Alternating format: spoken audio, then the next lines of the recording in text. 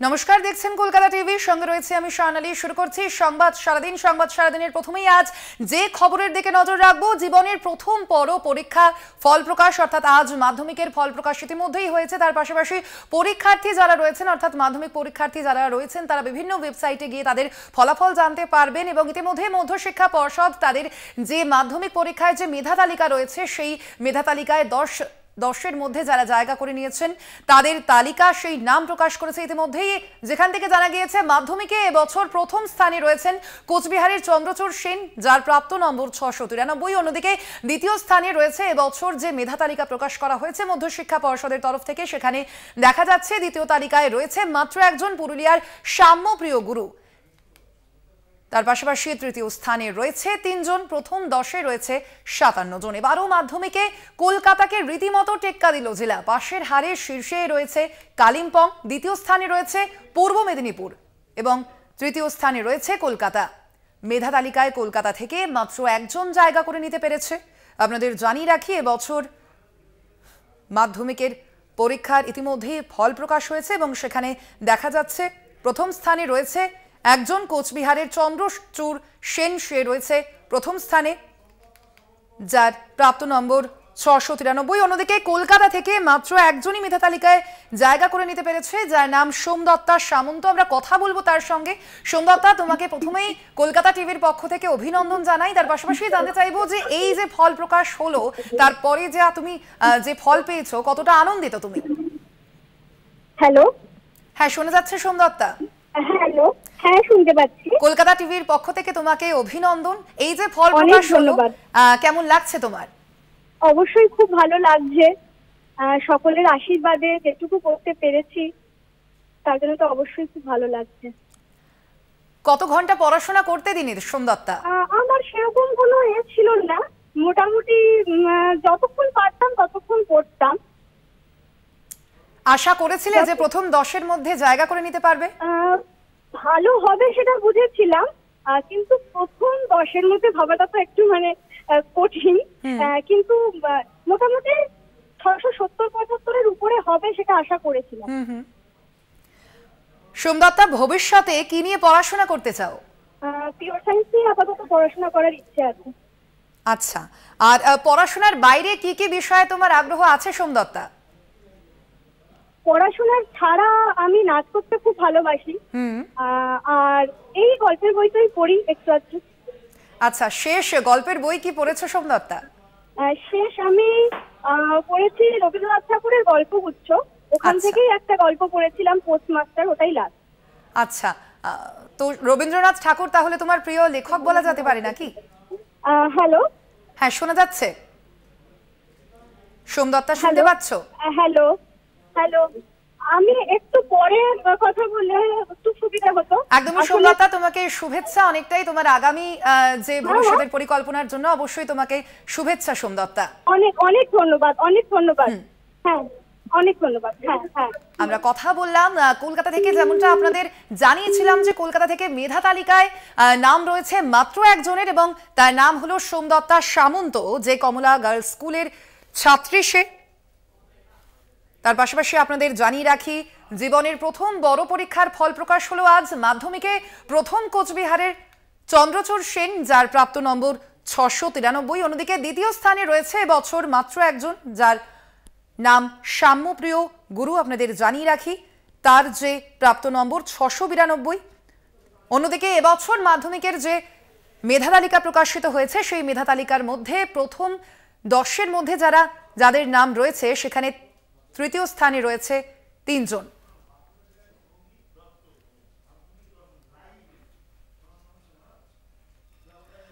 পাশাপাশি আপনাদের জানিয়ে রাখি, মাধ্যমিকে হয়েছে 10ম এই মেধা তালিকার মধ্যে যে যার নাম রয়েছে বাঁকুড়ার সৌভিক দত্ত। আমরা সরাসরি চলে যাব তার কাছে। সৌভিক, এই যে তোমার প্রথম 10-এর মধ্যে নাম রয়েছে, মেধা তালিকার একেবারে 10ম স্থান তুমি অধিকার করেছো, সেক্ষেত্রে কেমন লাগছে প্রথমেই জানতে চাইবো। এখন খুবই ভালো লাগছে। একদম সৌভিক, তার পাশাপাশি জানতে চাইবো যে তুমি কি এই ফলাফল আশা করেছিলে যে প্রথম 10-এর মধ্যে নিজের জায়গা পেয়ে যাবে? এটার আশা অতটা ছিল না, কিন্তু পরীক্ষা বেশ ভালোই হয়েছিল। আর মানে ইচ্ছা থাকে আর কি, যে 1 থেকে 10-এর মধ্যে হওয়ার। আচ্ছা, দিনে কত ঘন্টা পড়াশোনা করতে সৌভিক? দিনে মোটামুটি 7-8 ঘন্টা পড়াশোনা করতাম আর কি, টিউশন মিলিয়ে 7-8 ঘন্টা হতো। ভবিষ্যতে কি পরিকল্পনা রয়েছে? ভবিষ্যতে নিট দেবো, ডক্টর হওয়ার ইচ্ছা আছে। আচ্ছা, এর পাশাপাশি পড়াশোনা ছাড়া আর কি বিষয়ে ঝোঁক রয়েছে সৌভিক? পড়াশোনা ছাড়া ক্রিকেট, ফুটবল খুবই ভালো লাগে। ক্রিকেটে বিরাট কোহলি তো সব সময়ের ফেভারিট, প্রায় 2016 থেকেই দেখি ক্রিকেট, মানে খুবই ভালো লাগে ক্রিকেট দেখতে, খেলতে। সৌভিক, ফিল্ম বা গল্পের বই বা ওয়েব সিরিজ কোনো দিকে ঝোঁক রয়েছে? না, আমি ওইসবে অত পছন্দ নাই, গেম খেলি একটু আধটু। সেই করেই তাহলে সময় কেটে যায় বেশি? হ্যাঁ। তোমার এই ফলাফলে পরিবার, তোমার পরিবারের সদস্যরা তারা কি বলছেন মা বাবারা? মা বাবারা বলছে খুবই ভালো, আগেও পড়াশোনা চালিয়ে যা এভাবে। আর তোমার শিক্ষকরা, তুমি কিছুক্ষণ আগেই বলছিলে যে তুমি টিউশনই নিতে, সেক্ষেত্রে তোমার শিক্ষক শিক্ষিকারা তারাই বা কি বলছেন? শিক্ষকরা মানে খুবই ভালো বলছেন, যে একটা আশা থাকে আর কি স্যারেদের। একদমই সৌভিক, তুমি আপাতত আমাদের সঙ্গে থেকো। আপনাদের জানিয়ে রাখি, দ্বিতীয় স্থানে রয়েছে পুরুলিয়ার সাম্যপ্রিয় গুরু। সে কি বলছে শুনো। তো সব সাবজেক্টে কি তোমার কোচিং করতে নাকি বাড়িতে পড়াশোনা? কোচিং না, টিউশন করতে, স্কুলের স্যারগুলোর কাছে পড়তাম। ঠিক আছে, মানে টিউশন ছাড়া স্কুলের স্যারগুলো তো সবসময় হেল্প করছে। স্কুলে আমি কন্টিনিউ করে গেছি। স্কুলে আমি এমন হয়েছে দিন যে মানে কেউ জানি আমি গেছি, স্কুল কন্টিনিউ করেছি, কারণ স্কুলের পড়াটা ভালো লাগতো। আর স্কুলের টিচাররা কি আমি কি ছেড়ে দেবো? পুরুলিয়া যাবে কি যাবে পুরুলিয়া নেবে কি? হ্যালো, বলছি পুরুলিয়া কি যাবে না বন্ধ করছি?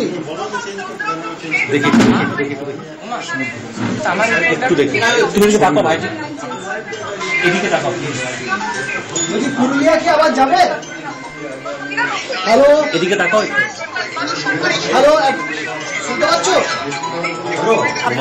জানিয়ে রাখি, গুরু এবছর মাধ্যমিকে দ্বিতীয় স্থান অধিকার করেছে। মেধা তালিকা যে প্রকাশ হয়েছে, সেই মেধা তালিকায় কিন্তু দ্বিতীয় স্থানে রয়েছে সাম্যপ্রিয় গুরু। তার পাশাপাশি আমরা কথা বলছিলাম সৌভিকের সঙ্গে।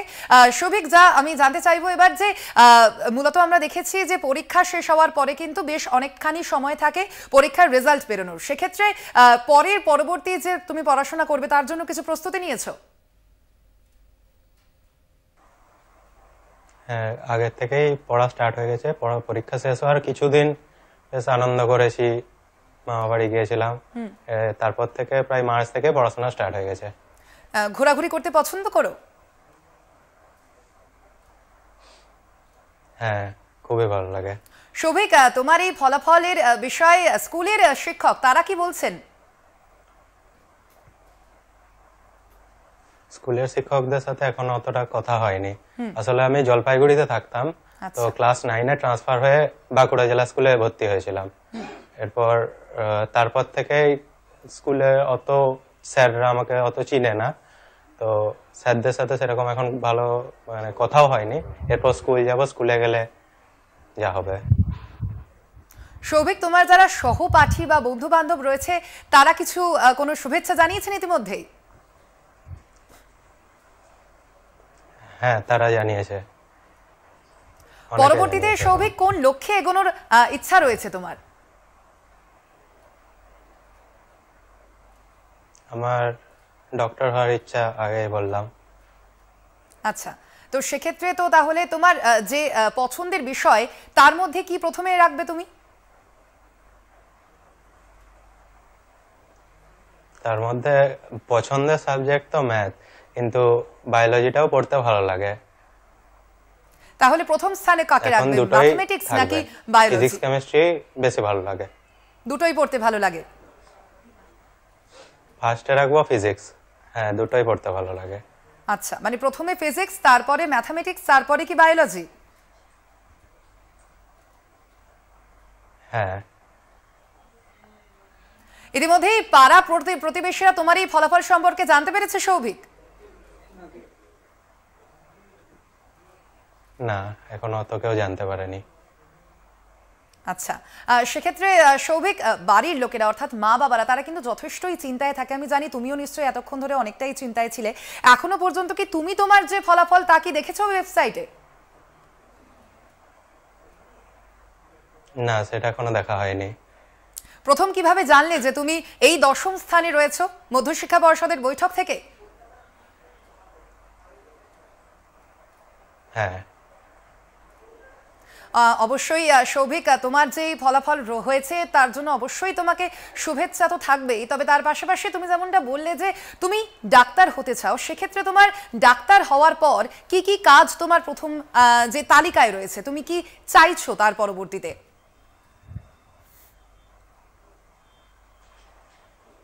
তার পরবর্তীতে মানে এখন ওই ডক্টর হওয়ার যে ইচ্ছাটা ওইটাকে এগিয়ে নিয়ে যাওয়া। সেক্ষেত্রে কি তোমার রাজ্যের মধ্যেই পড়াশোনা করার ইচ্ছা রয়েছে নাকি রাজ্যের বাইরে গিয়ে কোথাও পড়াশোনার ইচ্ছা রয়েছে? সেটা যেরকম পরীক্ষা হবে তার উপর নির্ভর করে। ইচ্ছা তো আছে রাজ্যের বাইরে যেও ভালো করে আরো করার। তাহলে কি সেখানে তোমার কি মনে হচ্ছে যে এর পরবর্তীতে তোমার যে লক্ষ্য রয়েছে জীবনের, অর্থাৎ ডাক্তার হয়, সেখানে কি আরো বেশি করে তোমাকে খাটতে হবে, অর্থাৎ আরো বেশি করে কি তোমাকে পড়াশোনা করতে হবে সৌভিক? হ্যাঁ, ওই রকম। কারণ কি 10-এ তো আমরা জানি যে খুব বেশি সারা রাত জেগে পড়াশোনার অত ইম্পর্টেন্স থাকে না, কারণ কি সিলেবাসটা অনেক কম থাকে। এরপর 11-12-এ যে ভাস্ট সিলেবাস হয় ওটা কমপ্লিট করতে গেলে পড়াশোনাটা একটু বেশি করতেই হবে। একদমই সৌভিক, এতক্ষণ কথা বলার জন্য অনেক ধন্যবাদ তোমাকে, এবং অবশ্যই তোমার আগামী জীবনের যে ইচ্ছা রয়েছে, যে লক্ষ্য